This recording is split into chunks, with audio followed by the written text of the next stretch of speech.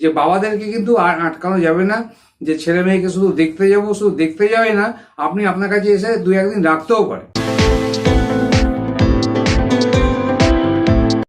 নমস্কার বন্ধুরা, আজকে বাবাদেরকে বলছি যাদের ডিভোর্স কেস চলছে বা শুরুতে চলেছে বা ওয়াইফের সঙ্গে কোনো ডিসপুট চলছে, কোনো ঝগড়া অশান্তি চলছে, ওয়াইফ বাপের বাড়ি চলে গেছে বাচ্চা নিয়ে, আপনাদের আর কোনো চিন্তা করতে হবে না চাইল্ড কাস্টাডি নিয়ে। চাইল্ড কাস্টাডি নিয়ে বাবারা অনেক ঝামেলা পায়, ছেলে হোক মেয়ে হোক যেই হোক, বাচ্চাদেরকে সবাইকে দেখতে ইচ্ছা করে।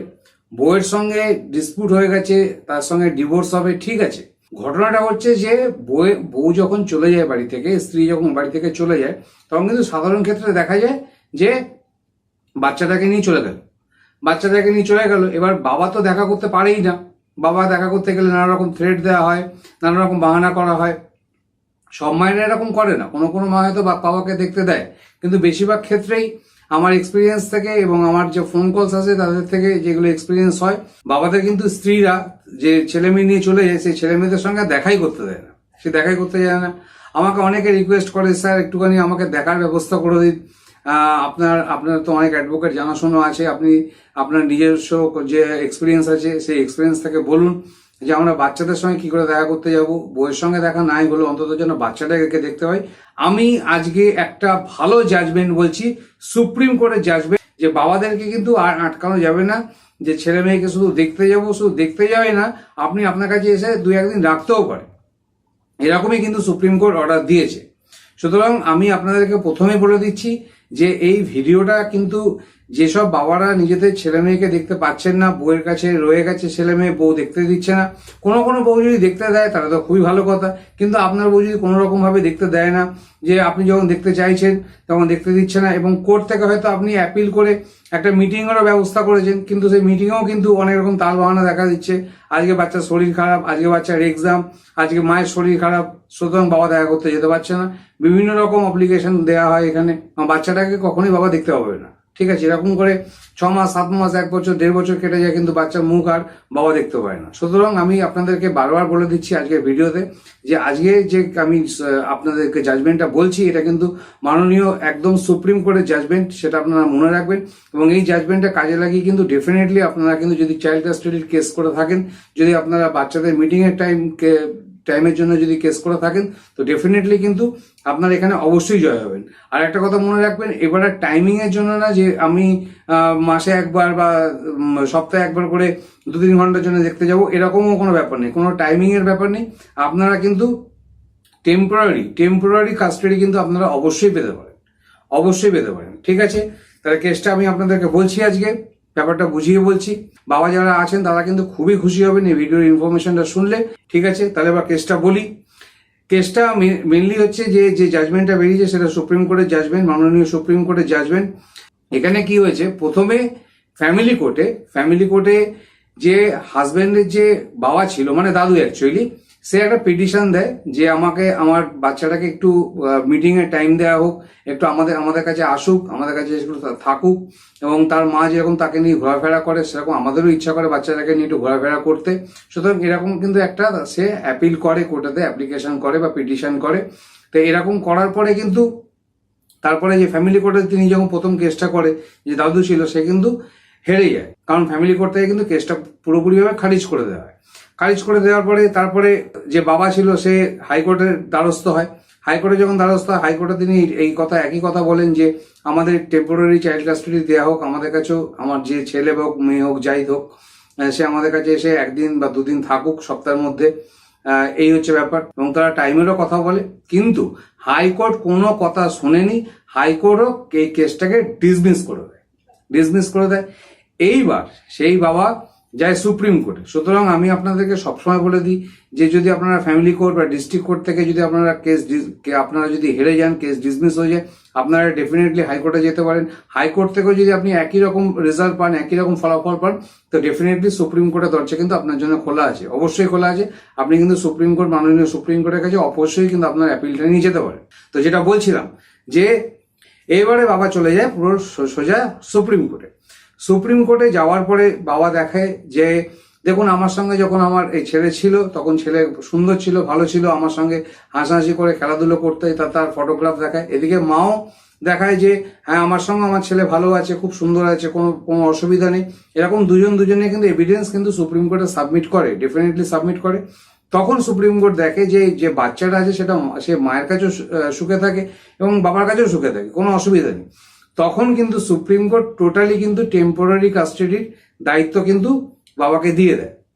এবং কেমন দিয়ে দেয় যে বাবা সপ্তাহে হয়তো 2 দিন করে রাখতে পারবে, 2 দিন করে যদি রাখতে না পারে তো যদি শুধু বাবার যদি রোববার দিন ছুটি থাকে তো ডেফিনেটলি রোববার দিনকে সকালে নিয়ে আসবেন এবং বিকেলে আবার বা সন্ধ্যের দিকে বাচ্চাটাকে আবার মায়ের কাছে ফেরত দিয়ে আসবে। এরকম টেম্পোরারি কাস্টাডি হয়। এছাড়া যেসব স্কুলের ছুটিগুলো পরে, যেমন ভ্যাকেশন থাকে, দুর্গাপুজোর যে ভ্যাকেশন থাকে, তারপর আমাদের গরমের ছুটির সময় যে ভ্যাকেশন থাকে, সেই ভ্যাকেশন পিরিয়ডেও কিন্তু তিনি বাচ্চাটাকে এনে অবশ্যই কিন্তু বাচ্চাটা যদি সুইটেবল হয়, ঠিকঠাক হয়, যদি একটু বড় হয়ে যায়, যদি বাচ্চারা কোনো রকম অসুবিধা না হয় তো ডেফিনেটলি কিন্তু বাবা সেই ভ্যাকেশন পিরিয়ডে কিন্তু 7 থেকে 10 দিনে এনে তার বাড়িতে রেখে দিতে পারে। সুতরাং সুপ্রিম কোর্ট থেকে কিন্তু এই অর্ডারটা বেরিয়ে গেছে। আমি এই যে অর্ডারটা বেরিয়েছে, যে জাজমেন্টটা বলছি, সেই জাজমেন্টের এবং এই জাজমেন্টটা যদি আপনারা চান আমার থেকে, ডেফিনেটলি আপনারা আমার সঙ্গে যোগাযোগ করবেন, আপনাদেরকে আমি জাজমেন্টটা অবশ্যই দিয়ে দেবো। ঠিক আছে, জাজমেন্টের কপি আমার কাছে আছে। আপনাদের যদি জাজমেন্টটা যদি কাজে লাগে ডেফিনেটলি আমার সঙ্গে যোগাযোগ করবেন। যোগাযোগ করার আগে যে টার্মস অ্যান্ড কন্ডিশনটা আছে একটু দেখে নেবেন, দেখে নেওয়ার পরে আপনি কিন্তু ডেফিনেটলি আমার সঙ্গে যোগাযোগ করবেন। নিচে লিগাল ডিসকাশন নাম্বার দেওয়াই আছে।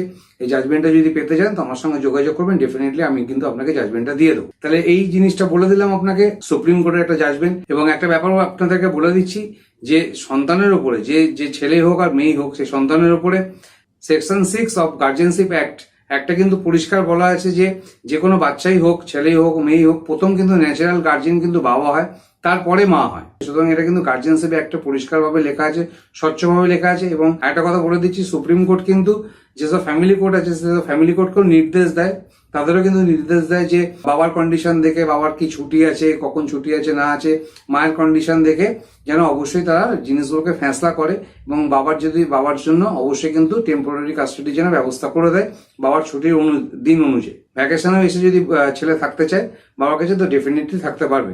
এইটা কিন্তু সুপ্রিম কোর্টও কিন্তু যত রকম আমাদের ডিস্ট্রিক্ট কোর্ট আছে এবং ফ্যামিলি কোর্ট আছে তাদেরকেও ইনস্ট্রাকশনটা সুপ্রিম কোর্ট কিন্তু দিয়ে দেয়। সুতরাং এটা যেহেতু সুপ্রিম কোর্টের জাজমেন্ট, এটা কিন্তু অল ওভার ইন্ডিয়া সবাই কাজে লাগাতে পারে।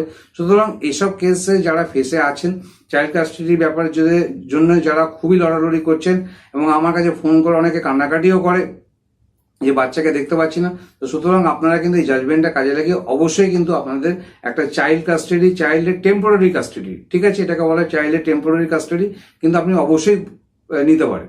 কারণ এখানে টাইমিং এর কোনো ব্যাপার থাকবে না যে টাইমিং হচ্ছে যে বিকেলবেলা 2 ঘন্টা দেখা যাবে বা রোববার সপ্তাহে একদিন রোববার 2 ঘন্টা মাত্র বাবা দেখতে পাবে, এরকম কিন্তু কখনোই জিনিসটা করবেন না। সুতরাং টাইমের কোনো ব্যাপার নেই, একদম টেম্পোরারি কাস্টাডি বাবারা চাইবেন, কোর্টের কাছে অ্যাপিল করবেন এবং এই জাজমেন্টটা অবশ্যই জুড়ে দেবেন তার সঙ্গে। এটা সুপ্রিম কোর্টের জাজমেন্ট, আপনারা কিন্তু টেম্পোরারি কাস্টাডি অবশ্যই কিন্তু পেয়ে যাবেন।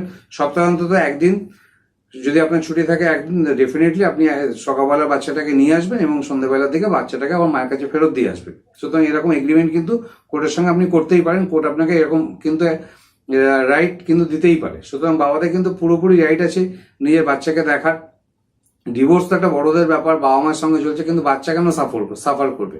এই জাজমেন্টের পরের দিনকে কিন্তু ছেলের জন্মদিন ছিল, ছেলের জন্মদিন থাকার জন্য কিন্তু সুপ্রিম কোর্ট এটাও রায় দিয়ে দেয়, যিনি বাবা আছেন তিনি জন্মদিনের দিনকে গিয়ে কিছুটা সময় কিন্তু তার বাচ্চার সঙ্গে অবশ্যই কাটাতে পারে। এবং এত রকম কিন্তু সুবিধা সুপ্রিম কোর্ট বাবাদেরকে দিয়ে দেয়। সুতরাং যারা বাবা আছেন, যাদের কোনো রকমের কোনো এরকম খারাপ পরিস্থিতি এসছে যে আপনি আপনার বাচ্চার সঙ্গে দেখা করতে পারছেন না, সুতরাং আপনারা কিন্তু টেম্পোরারি কাস্টাডির জন্য অবশ্যই অ্যাপ্লাই করতে পারেন উইথ দিস জাজমেন্ট। এই জাজমেন্টটাকে সাথে নিয়ে আর নিচে লিগাল ডিসকাশন নাম্বার আছে, আপনারা যদি লিগাল ডিসকাশন করতে চান এই চাইল্ড কাস্টাডি ব্যাপারে বা অন্য কোনো আইনগত ব্যাপারে, আপনার যদি কোনো পার্সোনাল প্রবলেম থাকে তো ডেফিনেটলি আপনি আমাকে ফোন করবেন দুপুর 2টো থেকে রাত্রি 12:30টার মধ্যে। আমি যতটা পারবো আপনাকে হেল্প করার চেষ্টা করব।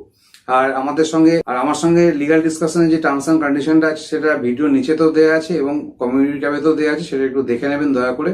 সুতরাং আমি আজকে আপনাদের কিন্তু একটা বিশাল সুখবর দিলাম। যারা বাবা আছে তারা নিজের ছেলেকে মেয়েকে দেখতে পাচ্ছে না, তারা বাচ্চা আছে তাদেরকে দেখতে পাচ্ছে না, বাচ্চাকে তো সবাই ভালোবাসে, এটা জেনারেল ব্যাপার। সুতরাং বাবার এবং মায়ের কিন্তু সমান রাইটস আছে বাচ্চার উপরে, এবং যে গার্জিয়ানশিপ যে অ্যাক্ট আছে সেকশন 6 অনুযায়ী কিন্তু বাবার কিন্তু আগে অধিকার থাকে, তারপর মায়ের অধিকার থাকে, ঠিক আছে, এটা কিন্তু আপনারা মনে রাখবেন। গার্জেনশিপ অ্যাক্ট সেকশন 6 কিন্তু পরিষ্কার এই জিনিসটা লেখা আছে, সেটা আমি আপনাদেরকে বলেই দিলাম। সুতরাং যারা বাবা আছেন তারা অনেকটাই নিশ্চিন্ত হলেন আশা করি, এবং খুব ভালো একটা আপনাদের খবর দিয়ে দিলাম যারা বাবা আছো। আবার নেক্সট ভিডিওতে আবার কোনো সুখবর নিয়ে নিশ্চয়ই দেখা করব। সুখবর সবসময় হয় না, কিন্তু সুখবর হলে ডেফিনেটলি আমি আপনাদের যত তাড়াতাড়ি সম্ভব জানিয়ে দিই। তাহলে আজ তাহলে আসি।